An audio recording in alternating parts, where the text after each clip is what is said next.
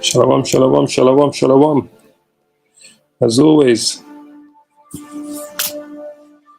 first I want to give all the praises and the glory. Kal halal, Yahweh, Bahasham, Yahweh Shai, Bahasham, Rakal, Kadash.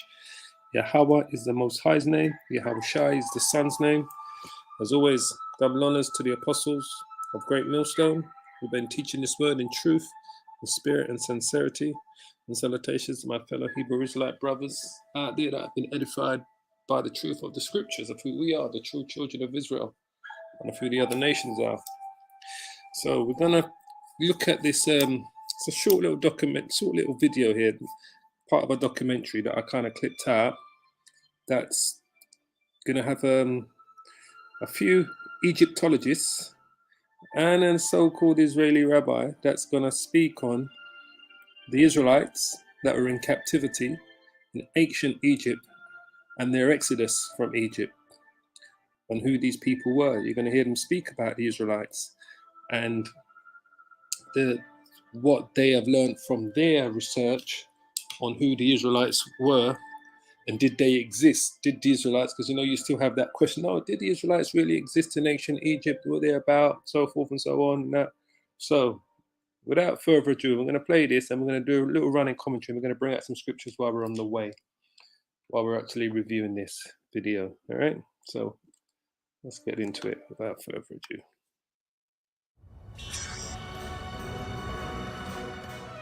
A new Pharaoh arises, and he doesn't remember Joseph.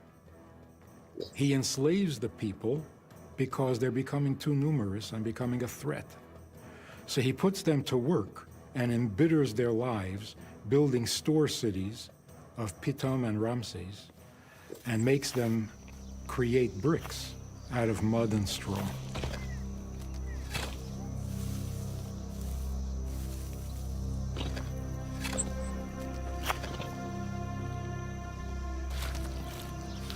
It was intriguing to see this type of construction in different parts of Egypt. Were any of these bricks molded by the hands of Israelite slaves?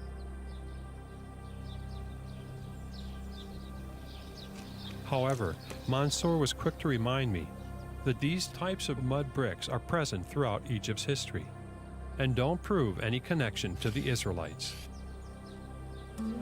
In his search for evidence that fits the idea of Israelite slavery, Professor... So when he says it doesn't show any evidence, well, this is what they're going to show you, is the actual evidence of the real Israelites, as you can see in what you see on your screen, that built these storehouses and these cities in ancient Egypt. James Hoffmeyer focuses on the first half of the New Kingdom because he favors a Ramesses Exodus date. There he finds a very interesting set of evidence. It states in the biblical story that the Hebrews were supposed to make bricks from mud and straw. Is there any evidence of that? We have two lines of evidence that this practice referred to in Exodus chapter 1 and Exodus chapter 5 really was the sort of thing going on. We have the depiction in the tomb of Rechmireh. He was a vizier or prime minister under Thutmose III in the 15th century. And there we can see POWs, both Semites from Canaan and Syria, working alongside prisoners of war from Nubia, black Africans. And there they are making bricks, overseen by Egyptian taskmasters with sticks. And so it's very clear that this was the treatment of prisoners of war. And we see these foreigners making bricks in southern Egypt for a building project at Karnak Temple. And I'm sure that picture could be replicated to other parts of Egypt, especially in the north. Secondly, we also have, from the same time period, the 15th century, the 18th dynasty, we also have pictures of agricultural work, especially work in the vineyards, picking grapes, stomping on grapes to make juice and wine. Here again, we find these same prisoners of war engaged in agriculture. So these are all Israelites that he's showing you alongside other Semitic nations. As we know, the nation of Shem are so-called people of color, right? Just like how the nation of Ham is and the nation of Japheth is. But these are different. He's showing you the Israelites alongside the different Shemitic, not Sem, but Shemitic tribes, right? That the Egyptians kind of ruled over, all right? Exodus 1:14 actually says they worked in brick and mortar and agriculture. So interestingly, the very two areas the Bible says the Israelites were forced to work in, agriculture and construction. Remember, he's not showing you any so-called people that look like him, different shades of red. They're showing you the true depictions, and these are Egyptologists, right? These are scholars, Egyptologists at the top of their profession. They are showing you the true likeness, the true images of the Israelites and the other Shemitic people that was ruled over by the Egyptians. Right? This is what he is showing you here. And he's not showing you any so-called Caucasian or so-called white people that the world wants you to believe. I mean, I saw an article in the paper the other day. I'm speaking about Ramesses II. It was in the Daily Mirror, as they had him depicted as some so-called Caucasian, right? And Ramesses were Egyptians. Egyptians were Hamites, and they said they did this. They got like a skull from the mummy of Ramesses that they've got from his tomb. They said they did this imagery, 3D imagery, and when they showed it to you in the paper, they brought you some blonde-haired devil. And we know Ramesses, the Egyptians, were so-called black people, all right? Because remember, Moses was raised by Pharaoh, by Moses' daughter, right? So he's showing you the real images that are in the tombs, right? In Egypt, in Luxor, in Karnak Temple. I spoke about this before in the Valley of the Kings, the Valley of the Queens. And these are Egyptologists that are showing you this. So you're going to see. Construction work is the very two places we see this sort of work going on in private tombs in Egypt in the 15th century BC. Now, were all these prisoners of war? Could these have been people such as the Bible states that were actually there that became suspicious and then were forced? Could these be the people such as the Bible states, where they're showing you? They're not showing you any Caucasians. When he's referring to the people of the Bible, they are showing you people of color with afros, right? These are the Israelites in captivity in ancient Egypt. They're not showing you any pictures. Remember, he's interviewing an Egyptologist. They're not bringing you any pictures of any so-called white people, different shades of red. They are showing you people different shades of brown in captivity, building the storehouses in ancient Egypt. This is what they are showing you. Remember, he's interviewing an Egyptologist, right? Forced into labor. In the case of the tomb of Rechmireh, tomb 100 in the Theban necropolis, it actually tells us they were hawked, they were plundered, they were prisoners brought back from the king's campaigns. So, and these happen to be in the south in Luxor. The problem is we don't have corresponding tombs for what was going on in the Delta, where the Hebrews were. So we lack that kind of evidence. Also during the 15th century. These are the Hebrews in the Delta under captivity of the Egyptians. Once again, the images that he is showing you, who they believe to be the Israelites in captivity in the Delta, are these images here that you're seeing on the screen, because these images actually exist in the Valley of the Kings and the Valley of the Queens. BC, we have the beginnings of the deportations of prisoners of war from the wars of the pharaohs Thutmose I, Thutmose III, Amenhotep II. These are bringing prisoners of war both from Syria and Canaan, as well as from Nubia to the south. All these prisoners of war are flooding into Egypt and are being pressed into hard labor for the state. So we have both the old Semitic population, second, third generation of whom are still around in the 15th, 14th, 13th century, and then you have the new population of Semites who were brought in as POWs from the campaigns of the Egyptian pharaohs. So there was a significant network of foreign people living in Egypt during the New Kingdom. While this is good evidence for the presence of Semitic slaves doing the right types of work, it's the only evidence. This is the only archaeological evidence they have for you to visually see of the Shemitic people that was under captivity, which were the Hebrew Israelites in ancient Egypt. This is the only archaeological evidence that you can visually look at and see what these people look at. This is why they're showing you these images. This ain't me showing you them. This is the Egyptologist showing you the evidence. Prisoners of war do not match the Bible's account of the early Israelites. Meanwhile, David Rowe pointed to a different. As you know, it attests to the Israelites trade in Egypt, Joseph's story, Genesis 30, Solomon's wife, 1 Kings. You can see 8 wealthy Asiatic men and 4 women follow, note with beards, right? Those Asiatic men were the Hebrew Israelites. Those that are in front of them are the ones that's been circled with no beards are the Egyptians. Different set of evidence that fits the pattern found in Egypt's Middle Kingdom, beginning with finds from Avaris. Well, what happened next? What does the archaeological record show? What we then see is that the graves of these people, So now this is another Egyptologist, David Rowe. He's the author of the Exodus, Myth or History. So these are experts at the top of their field, right? And the Egyptologists before that didn't show you any pictures of any Caucasian people as being either the Egyptians or the Hebrews or the Shemitic people, the Asiatic Shemitic people that lived during those times. So this is another Egyptologist, David Rowe. Let's hear what he's got to say. begin to see in the bones deterioration in the quality of life. We see Harris lines in the bones, which indicate famine, shortage of food and nutrients. These people suddenly have become impoverished.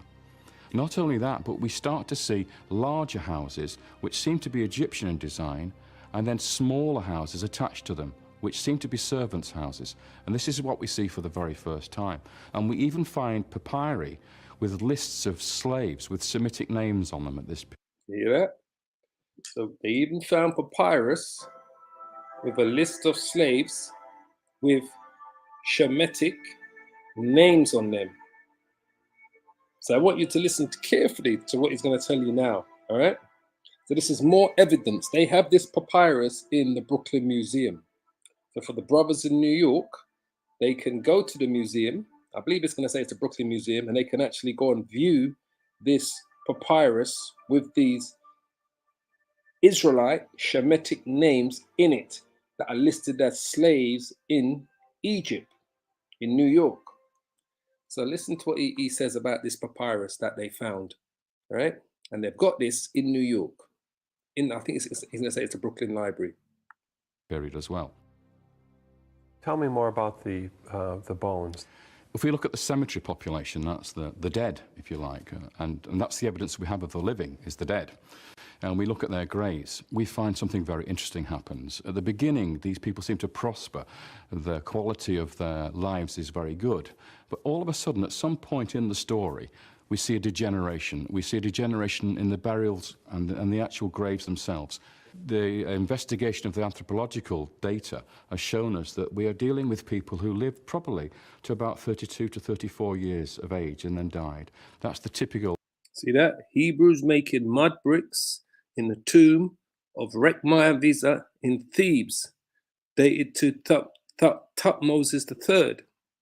Now, the first Egyptologist was speaking directly about this tomb, and he showed you some pictures as well of this tomb. And this is what you're seeing here again. This is the tomb of Rekhmire. So these are the images in the tomb. These are the Hebrew Israelites in captivity, right? Our ancestors, fellow brothers and sisters of color, so-called black people today who we refer to as Latinos, Hispanics, Mexicans and Puerto Ricans, African Americans, West Indians and Caribbeans, right? The indigenous people of North, South America and Canada. These are your ancestors. These are the true Hebrew Israelites. And these are Egyptologists showing you the evidence themselves, who these people are. So let's listen on. Life expectancy at the time. So we're not talking about a people who prospered and went on to live into their 50s and 60s, as you might expect. These people had really tough lives. So how do we explain that? What is the mechanism that we would understand why these people only lived to such a short age, and the obvious answer is slavery. So you're saying that this group that came in that was prosperous then fell on hard times? Yeah, we've got a situation of prosperity followed by a lack of prosperity and a shortage of life. And that goes back to the book of Genesis, right? When we go to the book of Genesis and it speaks about the Pharaoh that did not know, Joseph, all right? And it speaks about that when he's, I forget, it's in Genesis. I think it's in Genesis. Hold on a minute. Let's see if I quickly find it for you. Genesis 47. 1 second. Yeah, I think it's Genesis 47. It talks about the Pharaoh, the famine.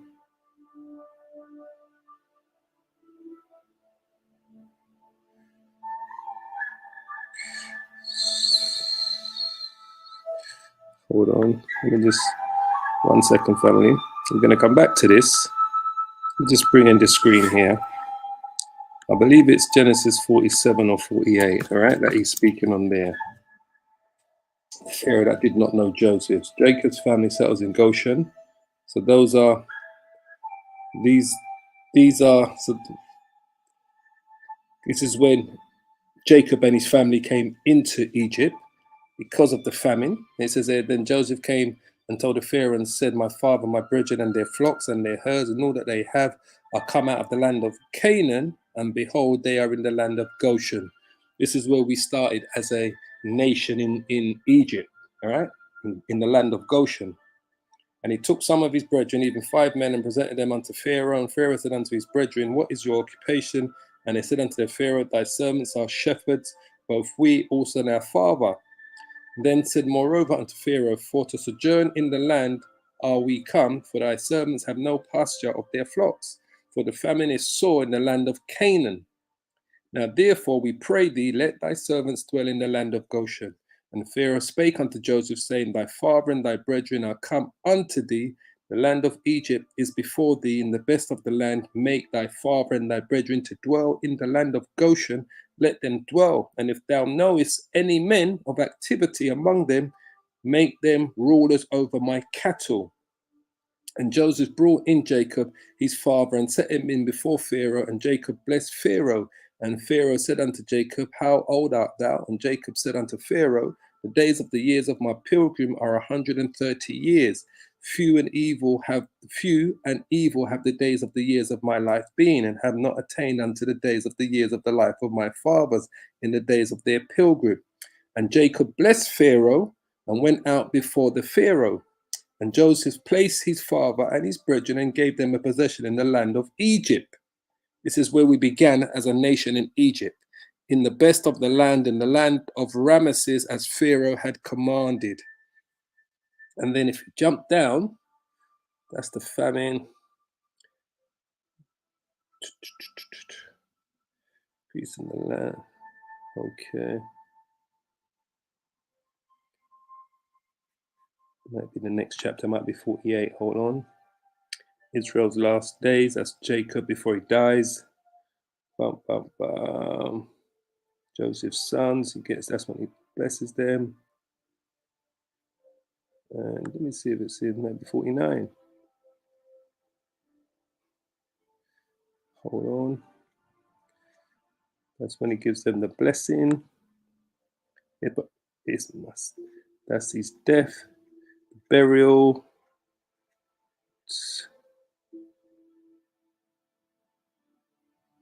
And so Ephraim.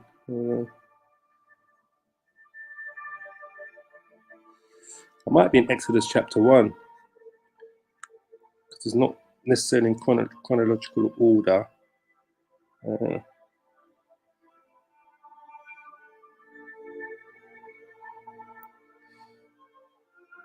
Here it is, Exodus 1, yeah, because it's not necessarily in chronological order, all right?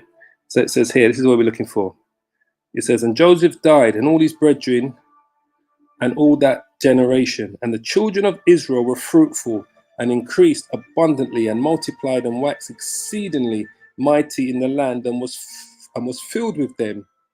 Now there arose a new king over Egypt, a new Pharaoh, which knew not Joseph. Right? And he said unto his people, Behold, the people of the children of Israel, the Israelites, are more and mightier than we. Come on, and let us deal wisely with them, lest they multiply it, and come to pass that when they falleth out any war, they join also unto our enemies and fight against us, so get them up out of the land. Therefore did they set over them taskmasters to afflict them with their burdens, and they built for Pharaoh the treasured cities of Pithom and Ramesses. But the more they afflicted them, the more they multiplied and grew. Just like today, right? We are the children of Israel. The more they afflict us, the more we multiply as a nation. That's why they created all these parent planhoods, or planet, what they call it, parent planthood, planet parent Planned Parenthood clinics in America, so that our women can go and have abortions, because they can't stop it. The more that we were afflicted, the more we multiplied. No different back then, no different than it is today.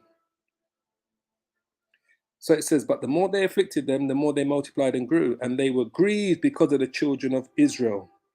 And the Egyptians made the children of Israel to serve with rigor, and they made their lives bitter with hard bondage in the mortar and in brick and in all manner of service in the field, and all their service wherein they made them serve with rigor. All right? And it says, and the king of Egypt spake to the Hebrew midwives, of which the name of the one was Shipra and the name of the other was Purah. And he said, when you do the office of a midwife, parent planhood, same thing that they did to our people today and continue to do, when they do the office of a midwife of the Hebrew woman, and see them upon their stools, if it be a son, then ye shall kill him. But if it be a daughter, she shall live. Why is that? Why would they want to kill the sons and daughters? Two reasons. One, because they feared, right, the Israelite men. And two, they knew that a nation comes from the men, not the women. So if we kill the boy child, we can make the women of Israel marry the Egyptian men, and then we can root out all of Israel and bring in a new nation, because they know a nation is decided by the men, by the seed, not by the woman, right? And they also knew about the prophecy of Moses. He said, when you do office of a midwife as a Hebrew woman, see that you set them upon the stalls, and if it be a son, you kill them. If it be a daughter, then she shall live. So this is what they did. But the midwives feared the Most High and did not as the king of Egypt commanded them, but saved the men children alive. Parent planhood. This is what they did today. They call it parent planhood, to get you to willingly go and kill your babies, right? Because the more they afflicted us, the more we had children. No different back then, no different today. Just so you understand. So this goes back to the Pharaoh that did not know Joseph, sorry. That's why when it says there, now there arose up a new king over Egypt, which knew not Joseph. This is when the affliction of the children of Israel began. This was the beginning of the 400 years of affliction. We had 30 years of prosperity, and then the next 400 years we was under the affliction of these devils, right?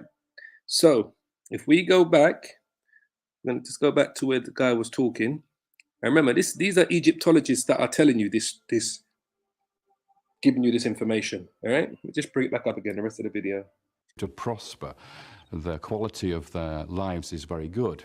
But all of a sudden, at some point in the story, we see a degeneration. We see a degeneration in the burials and the actual graves themselves. The investigation of the anthropological data has shown us that we are dealing with people who lived probably to about 32 to 34 years of age and then died. That's the typical life expectancy of the time. So we're not talking about a people who prospered and went on to live into their 50s and 60s, as you might expect. These people had really tough lives.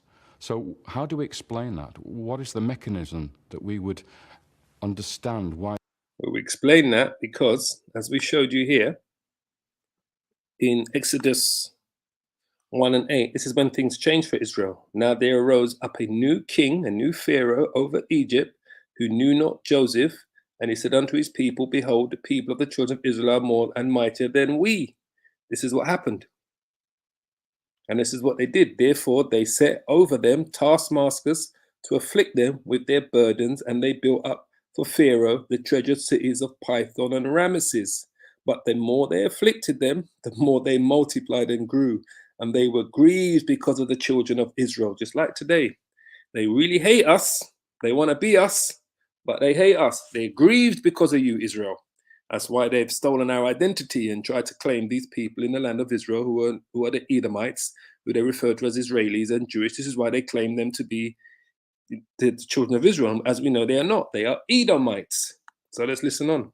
Such a short age, and the obvious answer is slavery. So you're saying that this group that came in that was prosperous then fell on hard times? Yeah. We've got a situation of prosperity followed by a lack of prosperity. And So this group that came in, let's go back to the scriptures, that was prosperous, which was the Israelites.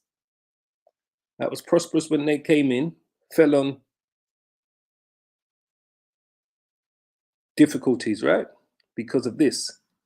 So when they came in Genesis, because remember, if you go to Genesis 41, I believe, verse, when Joseph interprets the Pharaoh's dreams, he makes him where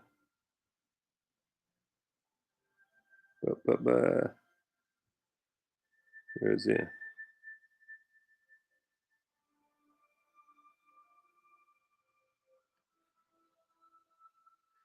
It says there, it says, and for that dream was doubled unto Pharaoh's twice. It is because the thing is established by the Most High, and the Most High will shortly bring it to pass. Now therefore, let the Pharaoh look out a man discreet and wise, and set him over the land of Egypt. Told him about the 7 years of famine, right? And the 7 years of prosperity. Let Pharaoh do this, and let him appoint officers over the land, and take up the 5th part of the land of Egypt in the 7 plenteous years. And they gathered food for those good years that to come, to lay up the corn under the hand of the Pharaoh, and let them keep the food in the cities. All right. So then if we jump down to there you go. Joseph is made ruler in Egypt. And Pharaoh said unto his servants, can we find such a one that is a man in whom the spirit of the Most High is?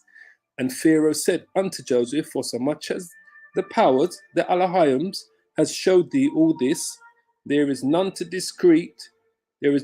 discreet and wise as thou art. Thou shalt be over my house, and according unto thy word shall all my people be ruled. Only in the throne will I be greater than thou. And Pharaoh said unto Joseph, see, I have set thee over all the land of Egypt. And Pharaoh took off his ring from his hand and put it upon Joseph's hand, and arrayed him in vestures of fine linen, and put a gold chain about his neck. And he made him to ride in the second chariot which he had, and they cried before him, bow the knee, and he made him ruler over all the land of Egypt. And Pharaoh said unto Joseph, I am the Pharaoh, and without thee shall no man lift up his hand or foot in all the land of Egypt. So Joseph was put in second in command, right? And then when the Israelites came in, Genesis 45, when the Israelites came in, I think it's here when they come in, Joseph refrains to his brothers. Let's go to the part where I think it's 40, might be 46, where it shows you where they actually came into Egypt.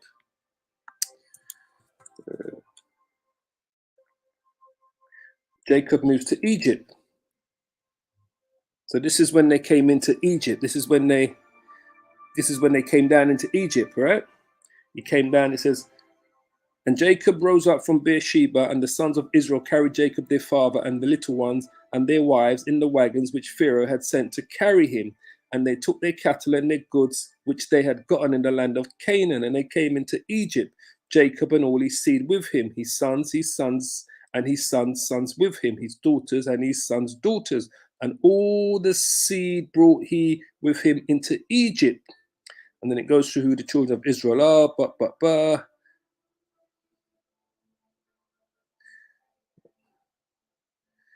And then it just, I think it's the next chapter actually tells you.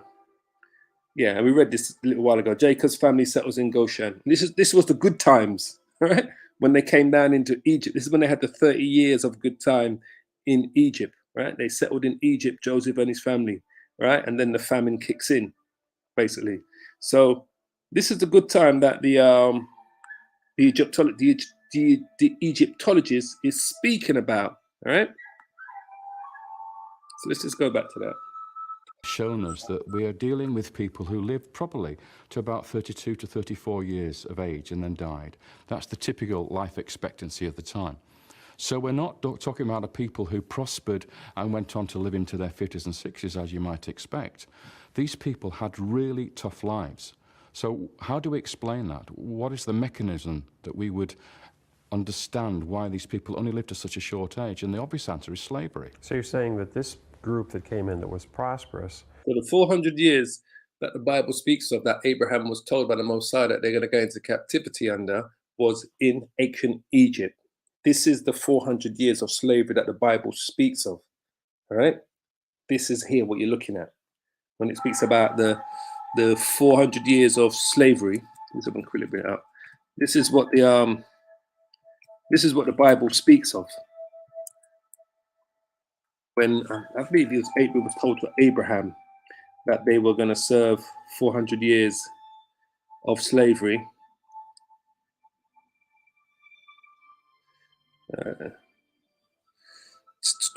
Because remember, Abraham is Jacob's grandfather, all right?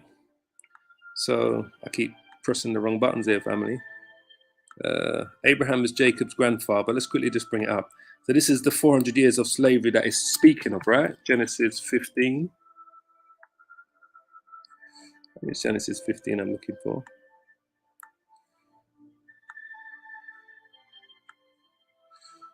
Genesis 15, here, verse 13.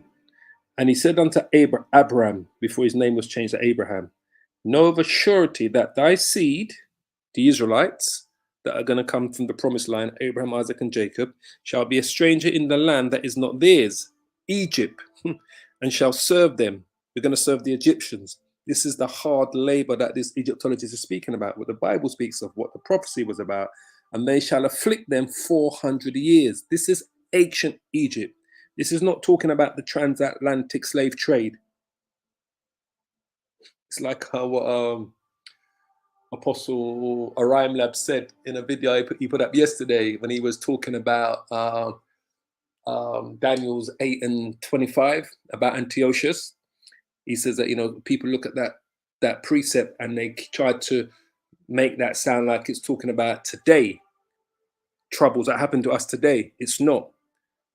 Daniel's chapter 8 has already happened, come to pass. But some people take it out of it to try to say it's today. But like he said, they got to qualify it. They got to make him understand Daniel 8 and 25 is talking about then. But you can use it to kind of reflect to what's going on today, but you must qualify it to let people know that that prophecy's come to pass. So we apply the same thing here. This 400 years of slavery is not talking about the transatlantic slave trade, but we went through another 400 years of slavery, just like how our ancestors went through 400 years of slavery. And the same thing that happened to our ancestors happened to us during the transatlantic slave trade, except Genesis 15 and 13 is not talking about the transatlantic slave trade. It's talking about ancient Egypt under the times of Moses. But we went through a same process under these Edomites. This happened under the Hamites, Ham. We went through the same process under the Edomites during the transatlantic slave trade. So when it says, and he shall serve them, and they shall afflict them 400 years. And also that nation whom they shall serve will I judge. So that's going to happen again. Ancient Egypt was judged, no longer a superpower, just another country trying to find its way in the wind. The Edomites, Edom, Babylon the Great, that nation, the Edomites that took us into this most recent 400 years of slavery, they're going to be judged just like how ancient Egypt was judged. But except this judgment is going to be the judgment of all judgments. It's going to become because remember, America, Babylon the Great, the place that took us into that captivity for 400 odd years, about 420 years, all right, is going to be totally destroyed. That's its judgment for what it did to the children of Israel. Ancient Egypt was totally destroyed as a power. but still inhabited today. Today you've got Arabs in there and you've got actual Hamites in there. Modern Egypt, Babylon the Great, is never going to be inhabited again, America. So when it says, and also that nation whom that they shall serve will I judge, and afterwards they shall come out with great substance. Right? Same thing again, because we're going to take all of Esau's riches. Remember what it says in the book of Job. So I say again, this is talking about ancient Egypt, Genesis 15 and 13 and 14. But so we qualify it by explaining to you, this is not talking about now, but how do we use those same two precepts today?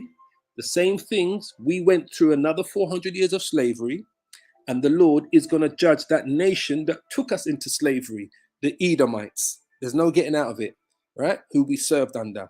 The same way how we judged ancient Egypt. But this judgment is going to be an almighty judgment to the point where the Lord is going to destroy the place that took us into captivity, Babylon the Great, America, and it's never going to be inhabited again. So we have to qualify that basically when it talks about that. So that was prophesied that was going to happen basically. So let's quickly go back to the professor. Shalom to the Akiyams to the comment board. Let's grab that precept from Malachi Obadiah, Acts 7 and 6. And the Most High spake on this wise: this is his seeds to sojourn in a strange land, and that they should bring them into bondage and entreat them evil 400 years. Ancient Egypt, ancient Egypt. Once again, Malachi Obadiah is making a point for you to see that. Paul spoke about it in the book of Acts. And the nation whom thou shalt be in bondage will I judge. And the Most High, so I said the Most High, and after that shall they come forth and serve me in this place. What place is that? We went to, after that 400 years of captivity in ancient Egypt, we finally made our way into the promised land through Moses and Joshua. Joshua brought us into the promised land. Moses brought us out of Egypt. Joshua brought us into the promised land because Moses never entered the promised land. So to qualify that precept again, the same thing is going to happen again, except this time it's Yahushai, who's got the same name as Joshua. Oh, praise the Yahweh Shai. Precept, brother. Remember, Yahushai's name, Yahushai, is what Joshua in the Hebrew is Yahushai, which means deliverer. Joshua delivered us into the promised land during that ancient biblical time, out of when we came out of Egypt. Yahushai, right, which is he is the deliverer, the Son of the Most High, is going to deliver us into the promised land when he delivers the children of Israel out of Babylon the Great and destroys Babylon the Great and delivers the children of Israel from the four corners of the world into the promised land. So this is going to happen again, except this time it's going to be the most devastating judgment that's going to happen to the Edomites. So to qualify Acts 7 and 6 and verse 7, it's talking about ancient Egypt. But these same things are going to happen again after this captivity that we've been in under these Edomites, because we are still in our captivity. Don't ever forget that. We are still in captivity. All right. So let's just quickly go back to the video. And fell on hard times. Yeah, we've got a situation of prosperity followed by a lack of prosperity and a shortage of life. So it seems very clear that these Asiatic peoples, these people have come from the north, speaking a Semitic language, who first of all prospered. Hear that? Speaking a Shemitic language. These were the Hebrew Israelites. And you had other Shemitic peoples, tribes, that was under the thumb of the Egyptians as well. But as you can see, these are not Caucasians. These are different shades of brown, light brown to a dark brown. These are our ancestors. These are our people. So lucky. These are our people. In this region have suddenly been enslaved.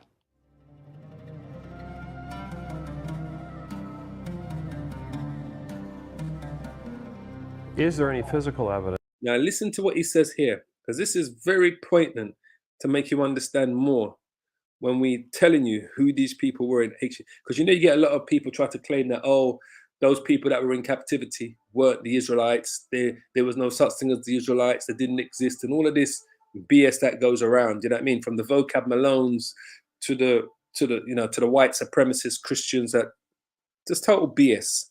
But listen to what the Egyptologist professor says now, all right? Listen carefully, family. That there was slavery of Hebrew-type people in Egypt. There's one particular document which is quite amazing. It's called the Brooklyn Papyrus. And this actually is a list of domestic servants from one estate. We have maybe up to 100 people listed as slaves in Egypt. When we look at those names, 70% of them are Semitic names. And you can literally pick up Israelite names in there. Menachem. Yeah, he says 70% of those names in this document that they found were Israelites' names, Shemitic names of Israelites in particular. Because we weren't the only Shemitic people around, but we were the main Shemitic people that was in ancient Egypt. And as he said that they were Israelites' names. Listen carefully. People listed as slaves in Egypt. When we look at those names, 70% of them are Semitic names. And you can literally pick up Israelite names in there. Menachem, Issachar, and Asher, the names of two other tribes of Israel. The names of two of the tribes of Israel, Issachar, Manasseh. Listen again. People listed as slaves in Egypt. When we look at those names, 70% of them are Semitic names. And you can literally pick up Israelite names in there. Menachem, Issachar, and Asher, the names of two other tribes of Israel. Shiphrah, one of the Hebrew midwives in the Exodus story, a name that appears in this document. And we just read that. All right, let's just quickly read that because we was just reading that, right? Shiphrah, let's quickly show her, right? Manasseh, Asher, we should all know those are two of the tribes, right? We just read, what was it? Exodus chapter 1. We just read, we were just reading that. This is what the Pharaohs is asking the midwives, right? When he says here, and the king of Egypt, right? The Pharaoh spake to the Hebrew midwives, of which the name of the one was Shiphrah. That's what he just read out from a papyrus that goes all the way back to the times of Moses, right? And the name of the other is Puah. And then he read the two tribes that we mentioned. He said there, he said Asher, one of the tribes. He called out the name Asher, and he called out the Issachar. So these were Israelites in captivity. These are our ancestors. Wake up, family. Those of you that descend from the transatlantic slave trade and descend from the Native American Indian tribes of North, South America, and Canada, today who they call Latinos, Hispanics, Mexicans, and Puerto Ricans, wake up. These are our ancestors. We are the true children of Israel. And these are Egyptologists showing you.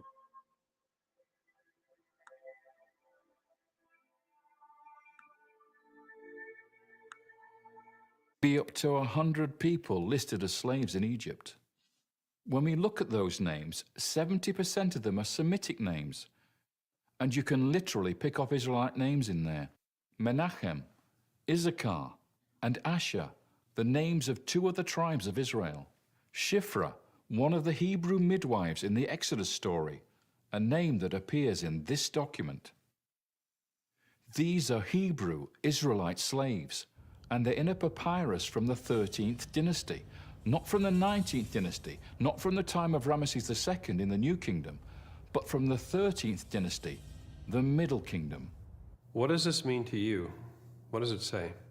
This is real evidence for the time when the Israelites were in Egypt as slaves. It's when you get a text, suddenly you've got history. Archaeology, you have to interpret. When you have a text, this is something very different. David, can you put a specific date on the Brooklyn Papyrus? The Brooklyn Papyrus is dated to one reign. The name of the king appears on it, and the king is called Sobekotep III. Now, he's the first king of a mini dynasty in the 13th dynasty, where you have maybe 4 or 5 very powerful rulers coming to the fore, a family of strong pharaohs. And this could be the pharaoh who did not know Joseph, the one who enslaved the Israelites, because We just read that one, right? The Pharaoh that did not know Joseph. it comes maybe 3 or 4 generations after the Middle Kingdom, when Joseph arrives in Egypt. We suddenly find this strong pharaoh, Sobekotep III, and we have this list of slaves with. Those are the Israelites picking the grapes, in captivity in ancient Egypt. Once again, wake up, Israel, because the scripture tells you in Romans 11:11, all right? Let's quickly pull it out. I ain't going to spend too much longer on this, right? In Romans 11:11, right? So Romans 11. I don't know why I say Romans 11:11, but I think it's Romans 11 or Romans 13 I want.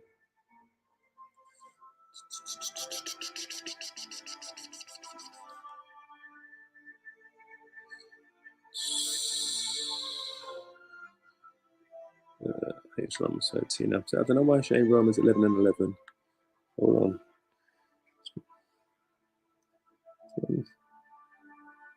Yeah. Romans 13:11. That's why I said Romans 11:11.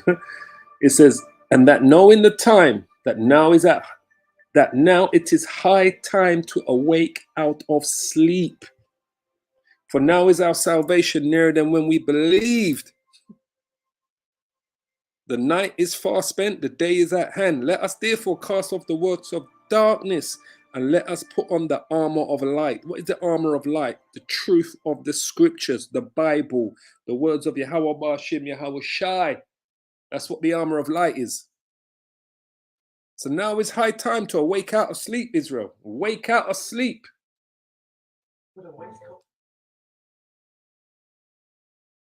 For our salvation is nearer than we first thought. So let's go back to this. Right names. David, the thing that I'm puzzled by is why so many Egyptologists ignore the Brooklyn Papyrus. Well, this is the old problem again about time, isn't it? You have a situation here where, although everybody recognizes that this list is a list of Semitic slaves, and everybody recognizes that the names appearing in here are also Israelite names, these can't be the Israelites because it's the wrong time period. The Israelites are much later in history. So, yeah, and this is what they're trying to reconcile, the actual time period of this. All right. And remember, we as the Israelites would have been in ancient, we would have been come down into Abraham would have first gone into Egypt around 1900 BC, around that time there, where Jacob would have gone down into ancient Egypt around 1800 BC.